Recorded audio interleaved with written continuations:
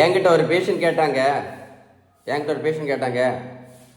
சுகருக்குள்ளே இன்சுலினே ஒழுங்காக போட்டிருக்கேன். சுகருக்குள்ளே இன்சுலின் ஒழுங்காக தான் போட்டுட்டு இருந்தேன். சுகருக்குள்ளே மாத்திரையும் ஒரு 10 வருஷத்துக்கு மேலே ஒழுங்காக தான் போட்டுட்டு இருந்தேன்.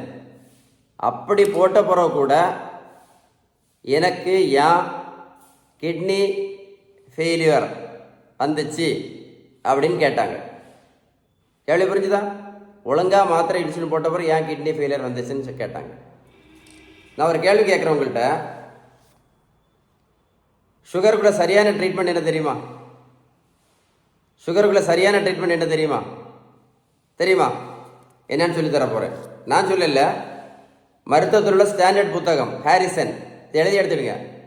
இந்த புத்தகம் என்ன சொல்ல தெரியுமா? சுகருக்குடைய சரியான ட்ரீட்மெண்ட் என்ன அப்படின்னா பேலன்ஸ் டயட்டு மட்டும்தான் சொல்லுது.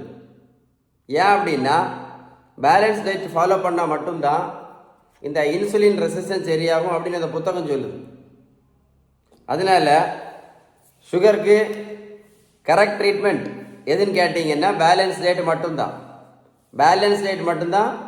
கரெக்டான ட்ரீட்மெண்ட். பேலன்ஸ் டயட் கரெக்டாக ஃபாலோ பண்ணாமல் என்ன பண்ணாலும் சரி, பேலன்ஸ் டயட் கரெக்டாக ஃபாலோ பண்ணாமல் என்ன ட்ரீட்மெண்ட் எடுத்தாலும் சரி, அதில் எந்த பிரயோஜனமும் இருக்காது.